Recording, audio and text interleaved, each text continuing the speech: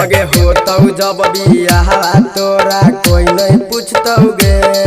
अगे होतौ जब बियाह तोरा कोई नहीं पूछतौ गे। एने देवरा चुस्तौ गे ओने भातारा कुटतौ गे। एने देवरा चुस्तौ गे ओने भातारा कुटतौ गे। केतनो सामू लगै मही बाकी उना छुटतौ गे। केतनो सामू लगै मही बाकी उना छुटतौ गे। एने देवरा चुस्तौ गे ओने भातारा कुटतौ गे। एने देवरा चुस्तौ गे ओने भातारा कुटतौ गे।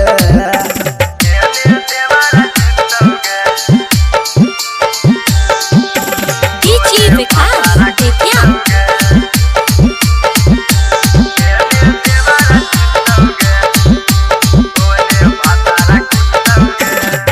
मिलतौ भातार छौड़ी तोर लत खोर गे। जय मोही ससुरा बात कर दे मही जोर गे। मिलतौ भातार छौड़ी तोर लत खोर गे। जय मोही ससुरा बात कर दे मही जोर गे। नैहर में यरवा लहंगा में लाठी उहो ठुस्तौ गे।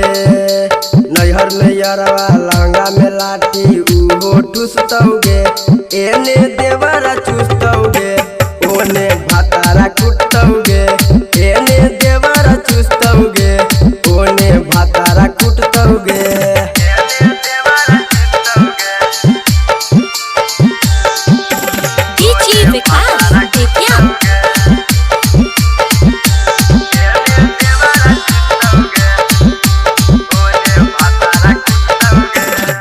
शंकर विशालावा के झूठो गोरिया बही। अंकिता बाबू के ई अपन तू बना बही। रौशन बेदर्दी के झूठो गोरिया बही। चंदन बेदर्दी के अपन तू बना बही। सड़ल सामान के तोर कुतबे पूछतौ गे। सड़ल सामान के तोर कुतबे पूछतौ गे। एने देवरा चुस्तौ गे ओने भातारा कुटतौ गे।